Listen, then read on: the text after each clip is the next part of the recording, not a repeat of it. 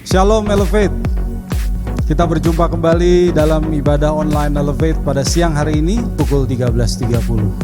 Jangan lupa like video ini dan subscribe channel Elevate Live by Faith. Selamat beribadah.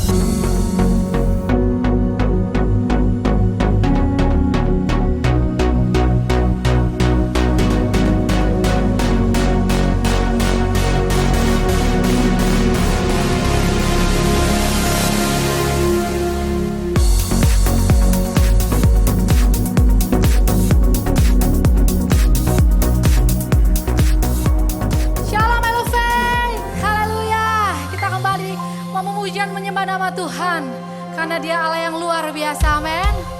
Haleluya. Namamu yang layak kami tinggikan Tuhan. Sungguh indah Engkau Tuhan.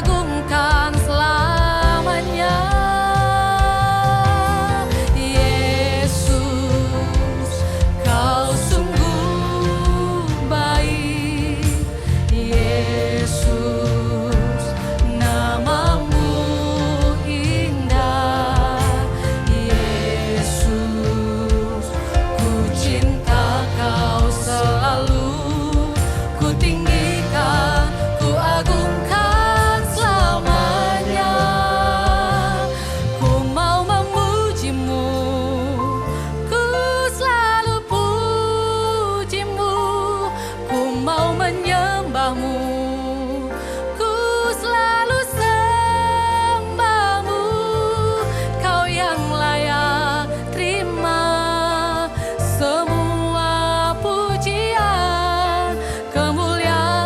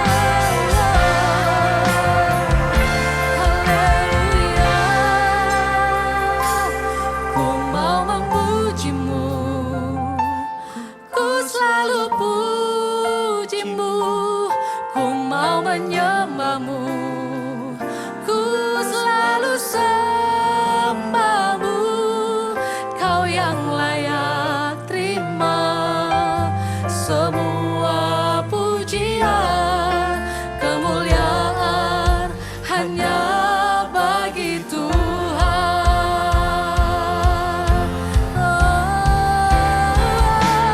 Ku mau memuji-Mu, ku selalu puji-Mu, ku mau menyembah-Mu.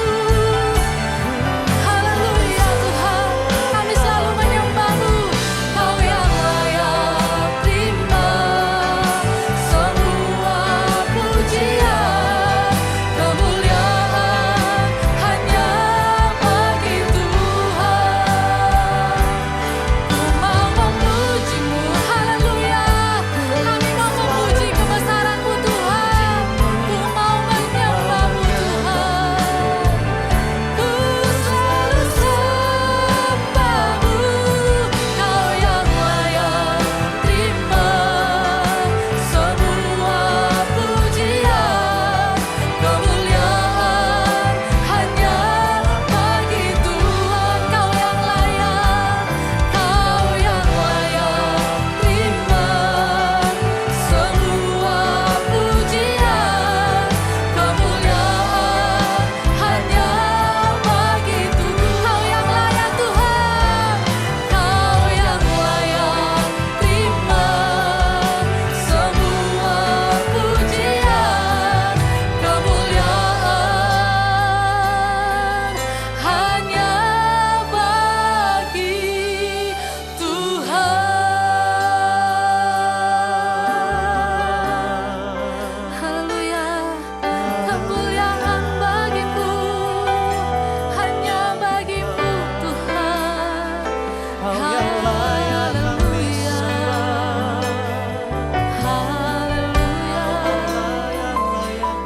Yesus, haleluya. Biar segala kemuliaan kami hanya bagi nama-Mu Tuhan. Karena Engkau yang layak menerima setiap puji-pujian kami. Dan hanya Engkau satu-satunya Allah kami yang luar biasa. Yang layak Tuhan kami sembah dan kami puji. Hanya di dalam nama Tuhan Yesus Kristus. Kita semua katakan amin. Haleluya, sorak-sorai buat Tuhan. Haleluya. Haleluya, Tuhan Allah Engkau hadir di sini Tuhan. Di tengah umat-Mu yang memuji-Mu. Di dalam hati kami. Dan kami mengucap syukur buat kebesaran Tuhan. Haleluya.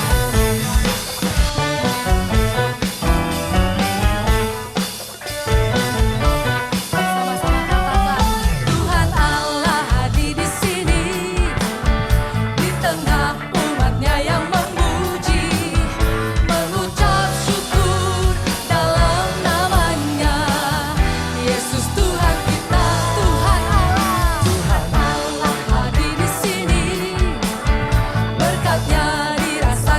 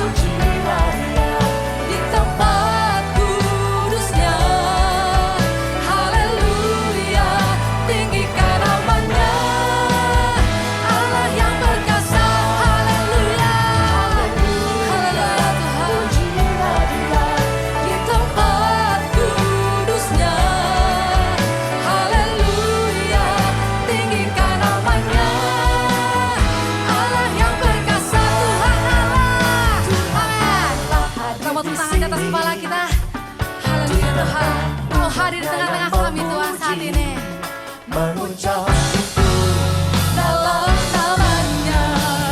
Yesus Tuhan kita, Tuhan Allah hadir di sini. Berkatnya dirasakan semua. Mari masyurkan kebesarannya, Allah yang perkasa. Haleluya, pujilah Dia di tempat kudusnya. Haleluya, haleluya, haleluya Tuhan, Allah yang perkasa. Tuhan Allah hadir di sini, di tengah umatnya yang memuji, mengucap syukur dalam namanya. Yesus Tuhan kita, Tuhan Allah hadir di sini. Berkatnya dirasakan semua. Mari masyurkan kebesarannya, Allah yang perkasa. Mari masyurkan kebesarannya, Allah yang perkasa. Katakan mari masyurkan kebesarannya, Allah yang perkasa. Haleluya.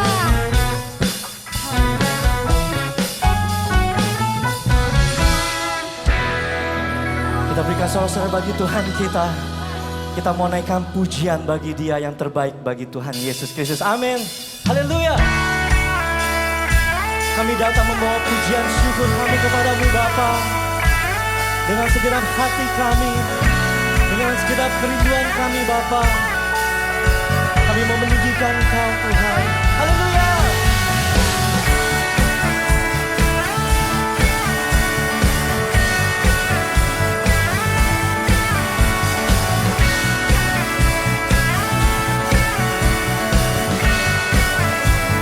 Kita bersama katakan, kami datang bawa pujian, bersama memuji-Mu Tuhan.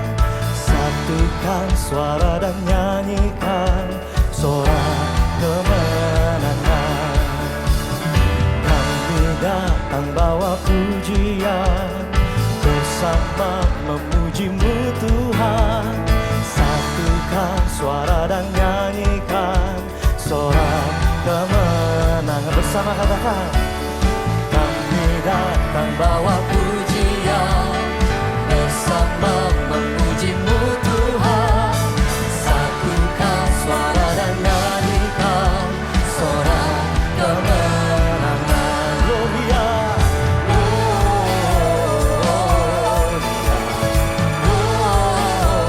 gloria, besar Tuhan, ditinggikan di atas segalanya. Gloria,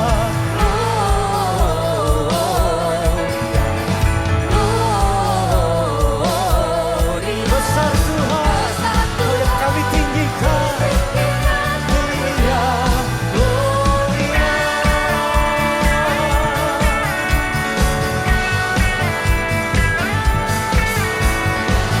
Kami mau datang membawa pujian kepadamu Tuhan. Haleluya. Bersama kembali kita katakan, kami datang bawa pujian, bersama memuji-Mu Tuhan. Satukan suara dan nyanyikan sorak kemenangan. Kami datang bawa pujian, bersama memuji-Mu Tuhan. Satukan suara dan nyanyi. kami mau bersorak bagi-Mu Tuhan. Haleluya, gloria.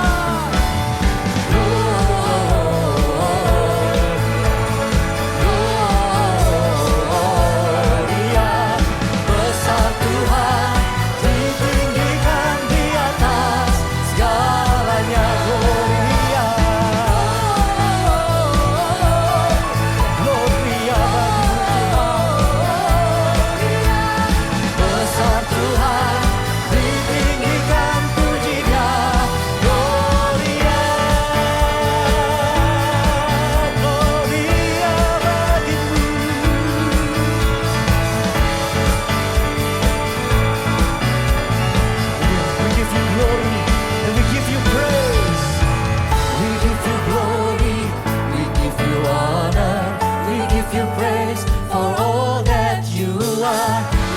you glory, we give you honor, we give you praise, Lord. Let's sing together. We give you glory, we give you honor, we give you praise for all that you are. We give you glory, we give you honor, we give you praise, Lord. Let's sing.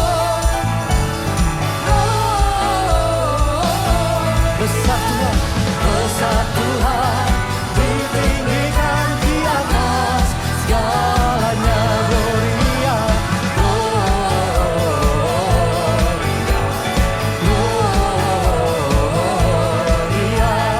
Besar Tuhan, ditinggikan puji Dia, gloria.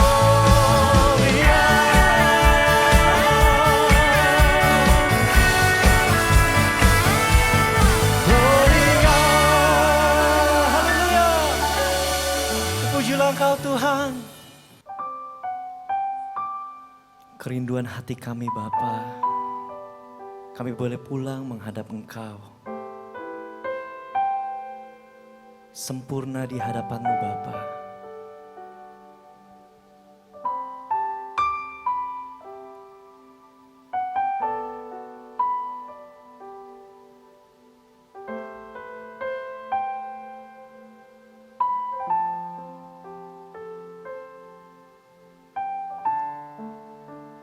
Tuhan, tinggallah sertaku, hari telah senja, waktuku pulang kembali menghadap Bapa. Tuhan tetap sertaku di sisa perjalananku, setia sampai akhir hidupku. Katakan bersama, Tuhan tinggallah sertaku, hari telah senja, waktuku pulang kembali menghadap Bapa. Tuhan tetap sertaku di sisa perjalananku, setia sampai akhir hidupku. Kerinduan hati ini Kau dapati, aku setia hidup berkenan di hadapan-Mu. Saat ku menutup mata, tunai sudah panggilanku, menggenapi rencana-Mu Bapa. Katakan bersama, Tuhan tinggallah sertaku.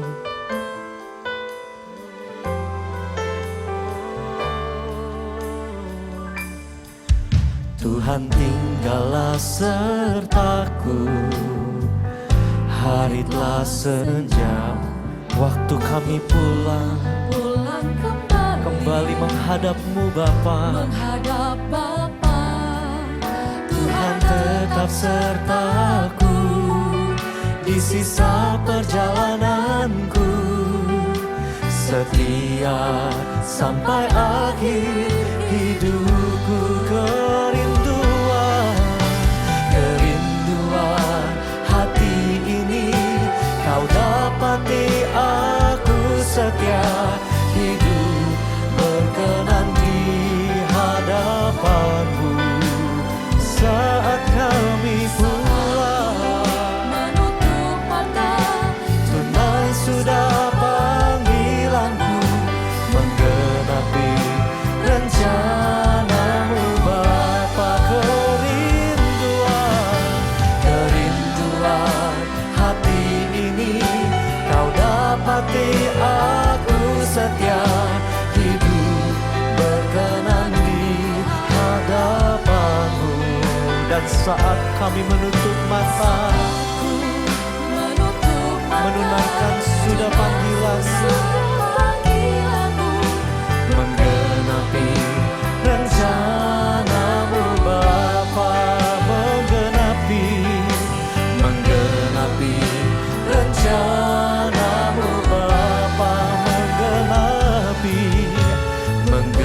menggenapi rencanamu Bapa.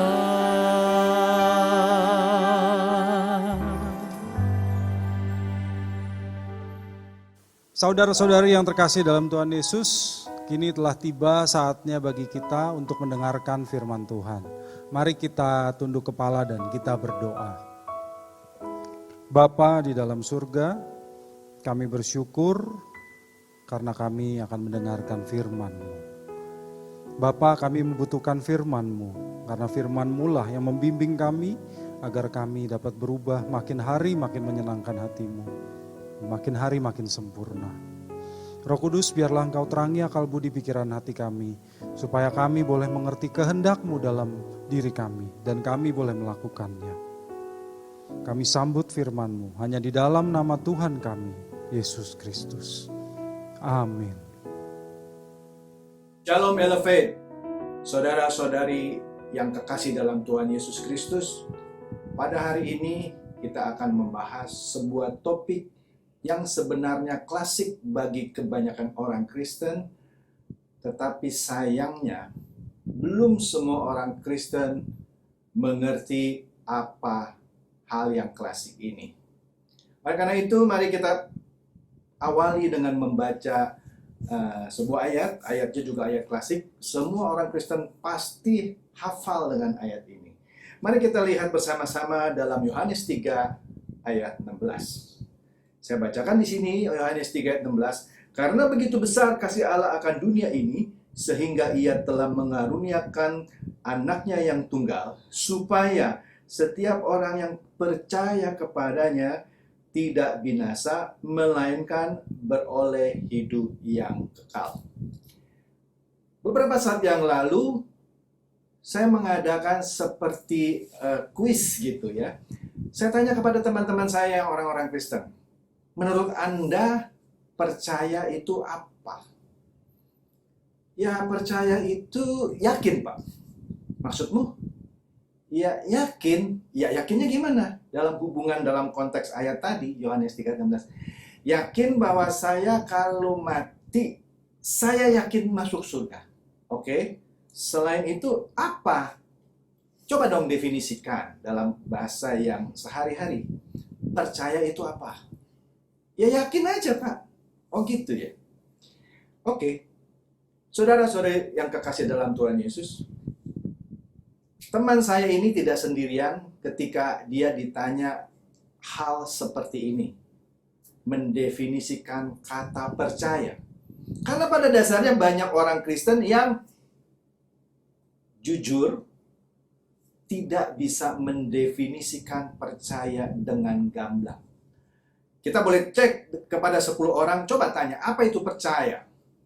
Maka 10 orang akan menjawab sesuai pengertiannya masing-masing.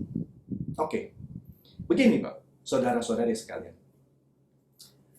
Percaya itu dalam konteks Yohanes 3 ayat 16 bukan berarti saya hanya sekedar percaya orang atau sosok atau apapun lah yang kita sebut Tuhan Yesus.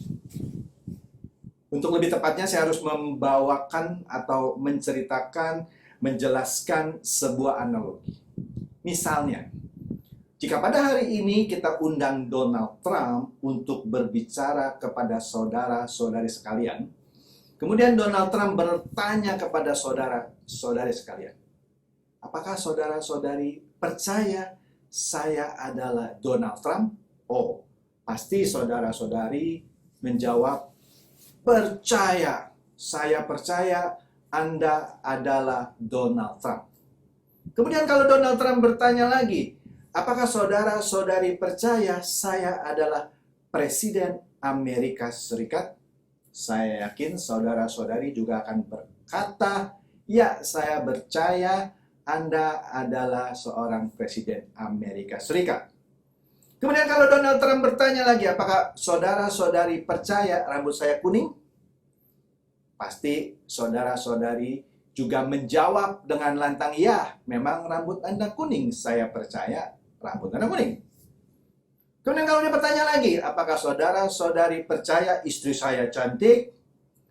Saya yakin semua juga akan berkata, saya percaya istri Anda cantik. Oke, kalau Anda dari tadi katakan percaya, percaya, percaya, dan percaya. Oke, kalau begitu bagaimana kalau masing-masing dari Anda, saya berikan sebuah senapan otomatis Uzi buatan Israel, ikut saya perangi China di Laut China Selatan. Kira-kira saudara-saudari akan menyambut apa ajakan Donald Trump yang seperti ini? Kalau saya akan bilang, mohon maaf, siapa Anda? Loh, saya Donald Trump. Kan Anda percaya tadi, Anda kan sudah bilang percaya bahwa saya adalah Presiden Amerika Serikat. Anda percaya rambut saya pirang. Anda percaya istri saya cantik. Loh, kalau Anda percaya, ayo ikut saya. Kita perang melawan China di Laut China Selatan. Loh, kalau saya akan menjawab lagi, kenapa saya harus ikut ajakan Anda? Kenapa saya harus turut patuhi perintah Anda? Lah, kan Anda percaya saya Presiden Amerika Serikat, kira-kira begitu. Kata Donald Trump, iya, saya percaya Anda adalah seorang Presiden Amerika Serikat. Presiden sebuah negara adidaya. Tetapi mohon maaf, Anda tidak bisa memerintah saya. Saya orang Indonesia. Anda tidak punya hak untuk memerintah saya. Dan saya juga keturunan Tionghoa. Bagaimana mungkin Anda mengajak saya memerangi bangsa saya sendiri? Nenek moyang saya dari China. Sekarang Anda ajak saya untuk memerangi China. Logikanya di mana? Dan kenapa saya harus nurut sama perintah Anda? Anda bukan siapa-siapa. Anda cuma Presiden Amerika Serikat. Mohon maaf, kalau Pak Jokowi pun meminta saya pergi perang ke China, mungkin jawaban saya akan bilang, Pak Jokowi, kita kan punya tentara. Ya sudahlah, kita kirim tentara kita dulu untuk berperang melawan China. Misalnya lah, ini misalnya kalau Pak Jokowi meminta saya untuk berperang. Dan saya rasa Pak Jokowi juga tidak akan mengambil keputusan untuk berperang melawan China untuk sesuatu yang tidak ada alasannya. Apalagi seorang Presiden Donald Trump yang bukan presiden saya. Nah, artinya apa? Di sini artinya saya percaya, yakin benar-benar sungguh-sungguh percaya secara fakta sejarah Donald Trump adalah Presiden Amerika Serikat yang sebelum menjabat dia pasti sudah disumpah dan diakui oleh seluruh rakyatnya sebagai presiden, suka atau tidak suka. Dan seluruh dunia juga mengakui dan percaya dia adalah presiden. Tapi dia tidak punya hak untuk meminta saya untuk menuruti kehendaknya. Nah, ini artinya saya cuma percaya fakta sejarah bahwa Donald Trump betul presiden, tetapi saya tidak tunduk terhadap perintahnya. Nah, sekarang kita balik. Ketika kita mengaku bahwa kita percaya Tuhan Yesus ada juru selamat kita, jangan-jangan sebenarnya banyak orang Kristen yang cuma percaya sebatas tadi fakta sejarah. Dia percaya ada orang yang namanya Yesus lahir 2000 tahun yang lalu di kandang domba. Lahir dari anak darah Maria tanpa hubungan suami istri dengan Yusuf. Itu fakta sejarah. Kemudian ia mati, dikuburkan pada hari yang ketiga dia bangkit. Fakta sejarah. Tetapi pertanyaan yang penting bagi orang-orang yang mengaku kepada Tuhan Yesus sebagai juru selamat adalah, selain dia mengakui fakta sejarah itu adalah, apakah dia tunduk terhadap Tuhan Yesus yang diakuinya sebagai juru selamat. Jangan-jangan dia percaya tadi fakta sejarah, ada orang yang namanya Yesus lahir 2000 tahun yang lalu, lahir dari anak darah Maria. Dia cuma percaya itu saja. Dan juga dia percaya kalau saya percaya nanti saya masuk surga. So what gitu loh. Iya dong. Kalau dia cuma percaya itu, semua orang juga bisa percaya. Yang penting percaya di sini adalah apakah dia menundukkan diri kepada orang yang dipercayainya. Dalam hal ini Tuhan Yesus Kristus yang diakuinya sebagai juru selamatnya. Jika tidak, maka dia hanya percaya fakta-fakta sejarah saja. Tuhan Yesus bilang, jangan lakukan itu, tapi lakukan ini. Malah yang dilarang, dia lakukan. Yang disuruh, tidak dilakukan. Ini artinya dia tidak menundukkan diri kepada yang dipercayainya. Maka orang-orang seperti ini pada dasarnya, dia belum percaya. Dia baru percaya fakta-fakta sejarah. Nah, berapa banyak dari orang Kristen yang sebenarnya dalam kehidupannya sehari-hari, dia hanya percaya sebatas fakta sejarah. Bolehlah dia rajin ke gereja, bahkan sudah dibaptis, sudah mengikuti ibadah bertahun-tahun, bahkan berpuluh-puluh tahun. Tapi dia hanya terbatas percaya tadi fakta sejarah tok. Dia tidak menunjukkan percaya dalam arti kata menundukkan diri kepada orang yang dipercayainya. Nah, disinilah suatu fakta yang tidak dapat dibantah. Kebanyakan orang Kristen masuk ke dalam suatu kondisi seperti ini. Dia hanya percaya fakta sejarah. Itu saja. Pertanyaannya, kita balik di sini. Yohanes 3 ayat 16 yang kita baca tadi. Karena begitu besar kasih Allah akan dunia ini, sehingga ia telah mengaruniakan anaknya yang tunggal, supaya setiap orang yang percaya kepadanya tidak binasa, melainkan beroleh hidup yang kekal. Garis bawahi, setiap orang yang percaya kepadanya. Nah, maksud Yohanes 3:16 yang percaya kepadanya bukan percaya fakta-fakta sejarahnya saja. Percaya itu kalau kita lihat dalam kamus, bahasa Indonesia, bahasa Inggris, bahasa Yunani, bahasa apa saja, itu adalah sebuah kata kerja. Artinya, harus ada sesuatu pekerjaan yang kita lakukan supaya bisa dikatakan kita percaya. Apa itu pekerjaannya?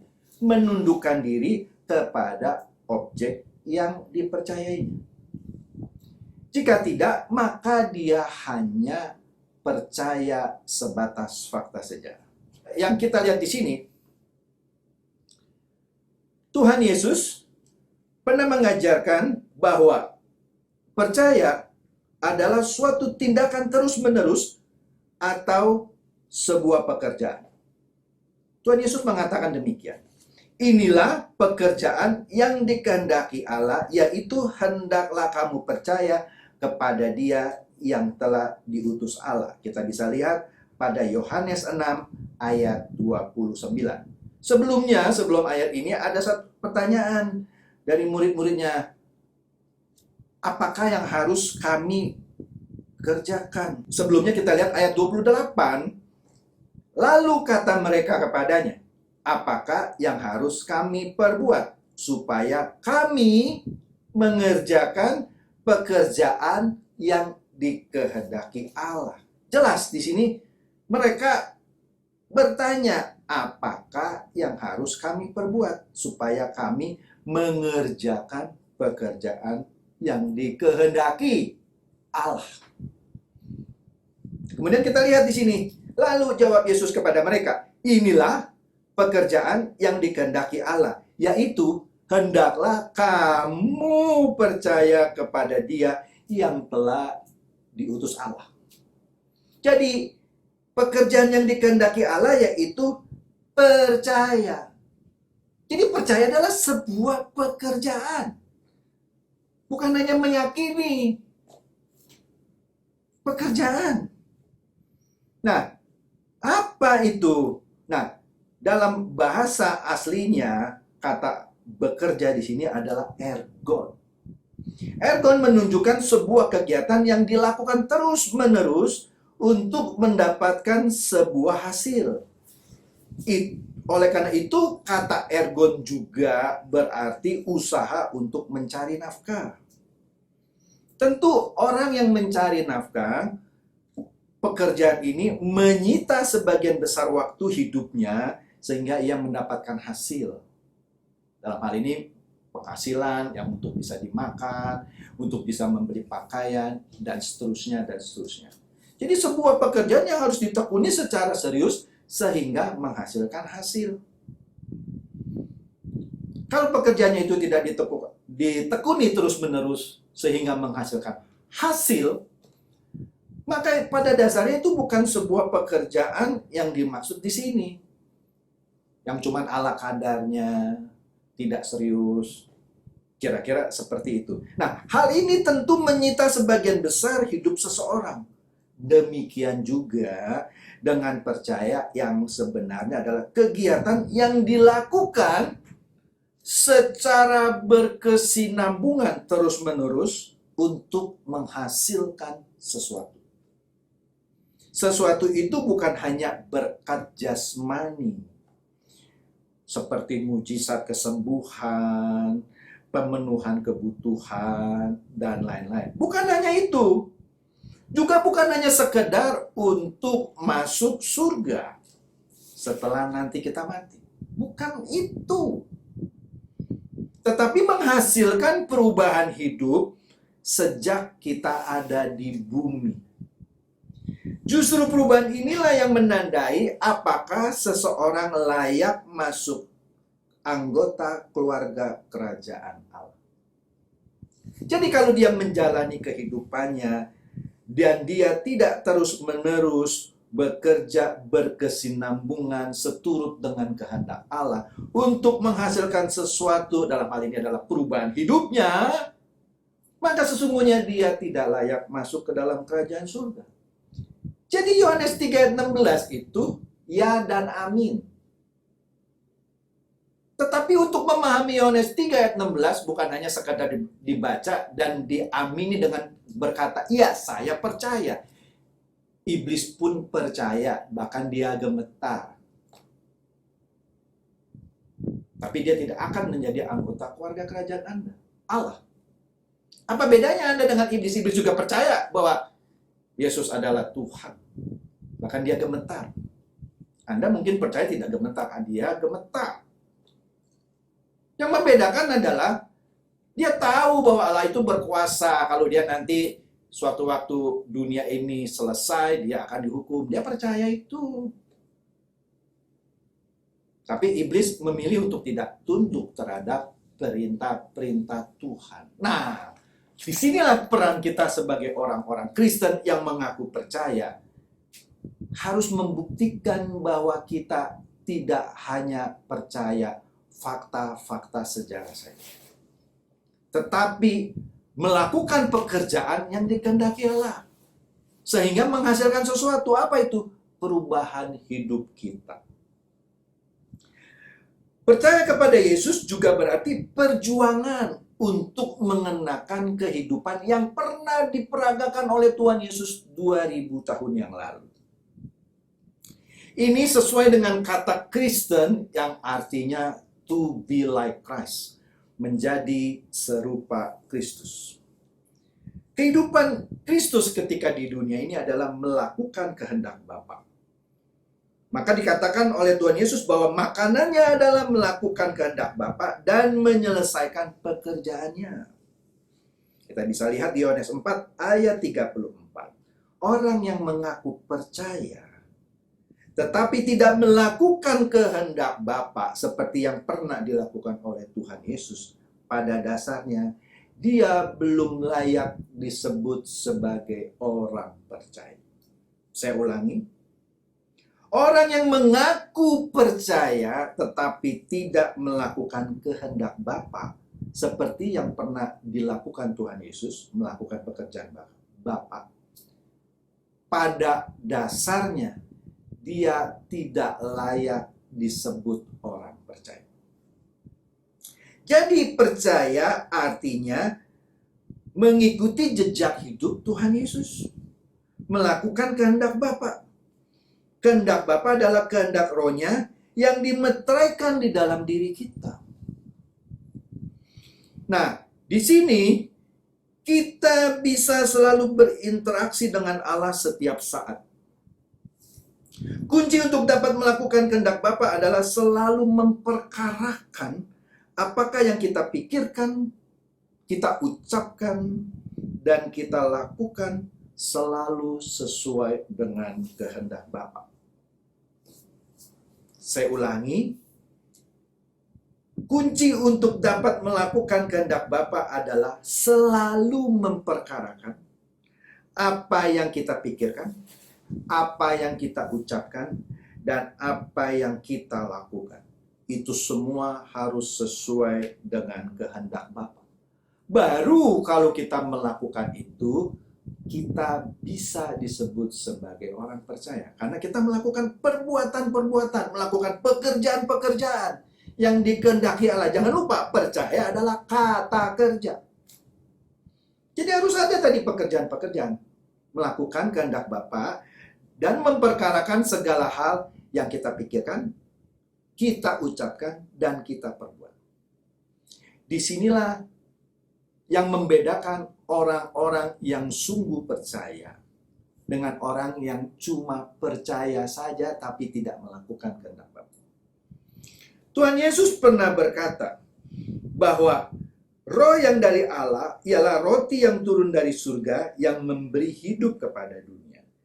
Ia juga berkata, "Akulah roti hidup, barang siapa datang kepadaku, ia tidak akan lapar lagi. Dan barang siapa yang percaya kepadaku, ia tidak akan haus lagi."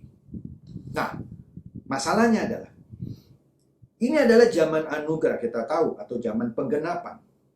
Fokus hidup umat pilihan tidak lagi kepada pemenuhan kebutuhan-kebutuhan jasmani, tetapi roti yang dari surga itu, yaitu diri Yesus sendiri. Kehidupan umat pilihan hanya dapat dipusatkan dengan sempurna ketika dia melakukan kehendak Bapa di surga. Itulah sebabnya Tuhan Yesus berkata bahwa dagingnya benar-benar makanan dan darahnya benar-benar minuman. Makan daging Yesus dan minum darahnya artinya kita mengenakan kehidupan Yesus dan spirit atau gairahnya di dalam kehidupan kita sehari-hari. Nah, banyak orang Kristen itu banyak seperti pembeli yang mau membeli barang mahal, tapi dengan harga yang dia kenakan seenaknya. Begini Bapak Ibu, ketika kita membeli barang yang mahal, tentu kita tahu pasti kualitasnya baik. Nggak mungkin barang yang kualitasnya baik, harganya murah. Kecuali barang palsu atau barang KW, tiruan, dan sejenisnya. Tapi sebuah barang yang orisinal tentu mahal harganya, apalagi barang yang baik sekali. Nah, banyak orang Kristen yang mau membeli sebuah barang yang mahal tapi dengan harga yang seenaknya. Dalam hal ini adalah keselamatan. Itu barang yang mahal sebenarnya. Memang Tuhan memberikan jalan keselamatan dengan kasih anugerahnya. Tetapi di sini kita harus menjalani proses keselamatan itu. Bukan berarti ketika kita mengaku percaya, kita baca Yohanes 3:16, dan kita yakin kita mati pasti tidak binasa masuk surga. Tidak demikian. Yohanes 3:16 itu kepada yang percaya, yang benar-benar melakukan kehendak Bapa di surga. Kan kita sudah belajar tadi. Percaya adalah sebuah pekerjaan. Jadi bukan hanya berkata saya percaya tuh saya masuk surga. Harus ada pekerjaan yang dilakukan tadi terus-menerus sampai menghasilkan perubahan. Dan ini tidak mudah, saudara-saudari sekalian. Tidak mudah. Oleh karena itu, sangat disayangkan jika ada orang yang bilang, saya percaya bahwa Tuhan Yesus adalah juru selamat saya. Amin. Kalau saya mati, saya pasti masuk surga. Pada dasarnya hal-hal seperti ini justru melecehkan Yohanes 3 ayat 16 itu sendiri. Kenapa? Karena dia tidak mengerti apa yang dimaksud percaya di Yohanes 3 ayat 16. Tadi bukan percaya fakta sejarah saja. Tadi saya sudah ilustrasikan Donald Trump. Semua orang percaya kok Donald Trump itu adalah presiden Amerika Serikat. Tapi tidak semua orang mau tunduk dengan perintahnya. Kalau tentaranya pasti tunduklah. Rakyatnya sebagian besar mungkin tunduk. Tapi ada juga sebagian besar yang tidak tunduk. Karena percaya kepada Donald Trump tidak mengharuskan orang 100% menyerahkan dirinya untuk seorang presiden seperti Donald Trump. Tapi kalau Anda percaya kepada Tuhan Yesus, Anda harus menyerahkan seluruh diri Anda kepada Tuhan Yesus yang Anda percaya. Nah, inilah yang membedakan percaya itu dalam konteks Yohanes 3 ayat 16. Di mana Anda dituntut untuk terus-menerus melakukan pekerjaan sampai menghasilkan sesuatu, yaitu perubahan hidup Anda. Anda tidak bisa mendapatkan perubahan hidup Anda jika Anda tidak serius terus-menerus mengerjakan pekerjaan yang dimaksud tadi. Mengenakan kehidupan Yesus di dalam kehidupan Anda sehari-hari. Jika Anda gagal melakukan ini, maka pada dasarnya Anda belum percaya yang sungguh. Jadi saudara-saudari sekalian, seperti yang saya katakan tadi, orang Kristen banyak yang mau membeli barang yang mahal, tapi dengan harga yang dia bandrol sendiri, atau harga yang dia tentukan sendiri. Mestinya orang yang memiliki barang yang mahal, atau yang mau menjual barang yang mahal itu, dia yang menentukan harga barang mahal itu. Nah, si pembelinya pada dasarnya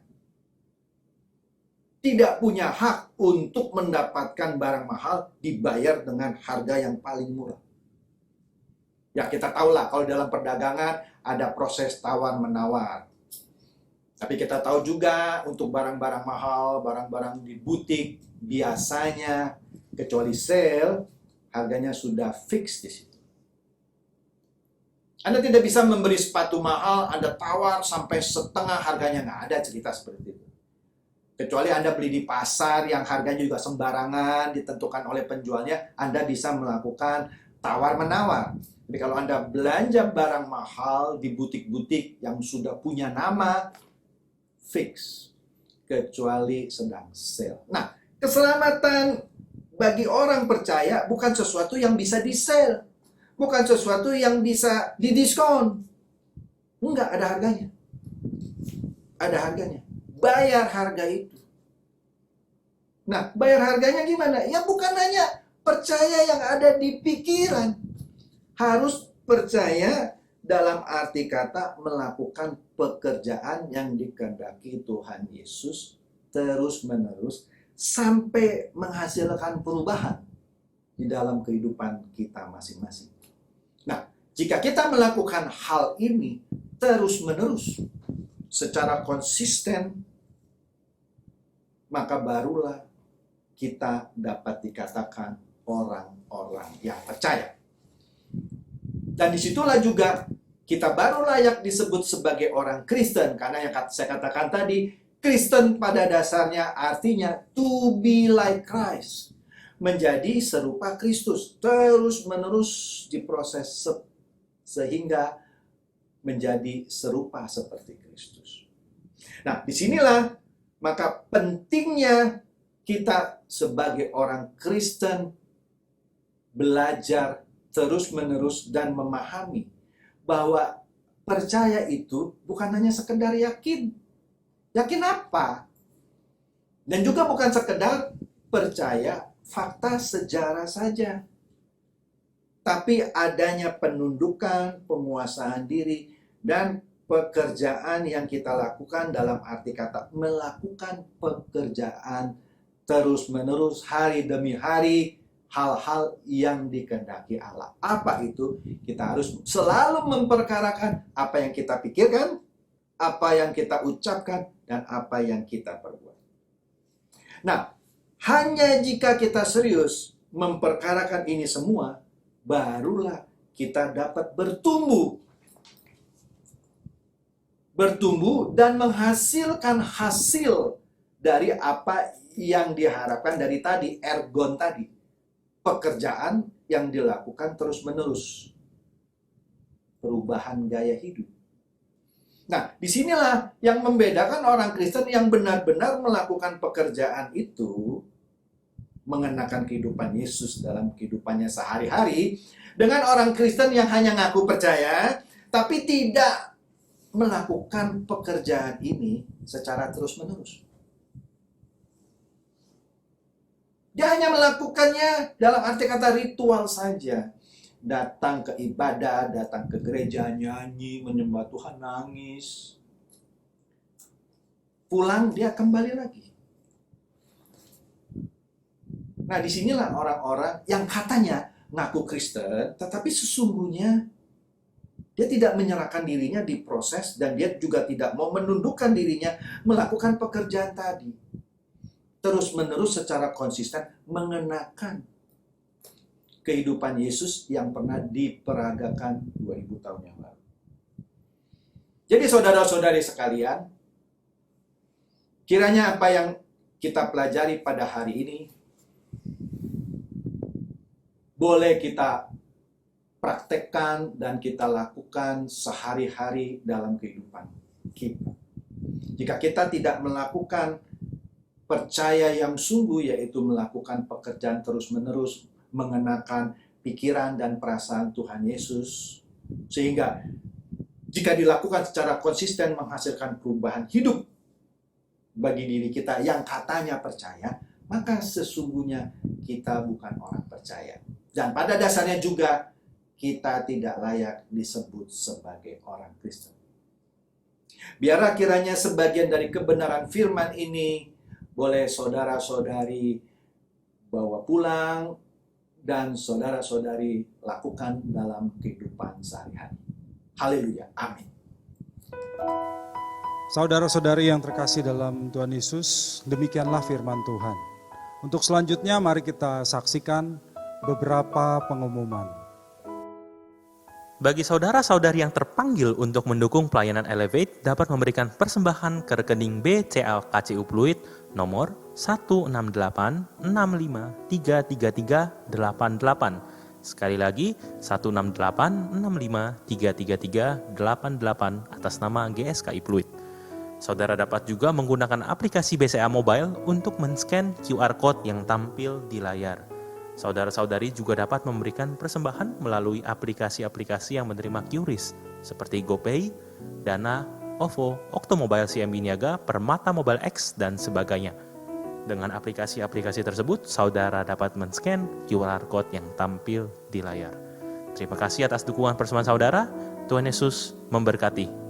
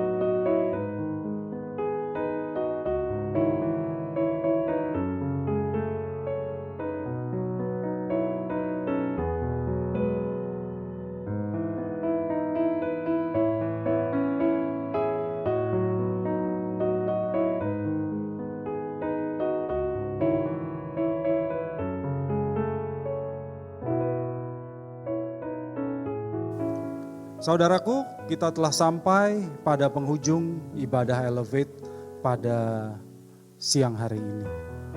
Untuk itu, mari kita bangkit berdiri, kita berdoa dan kita menerima berkat dari Tuhan.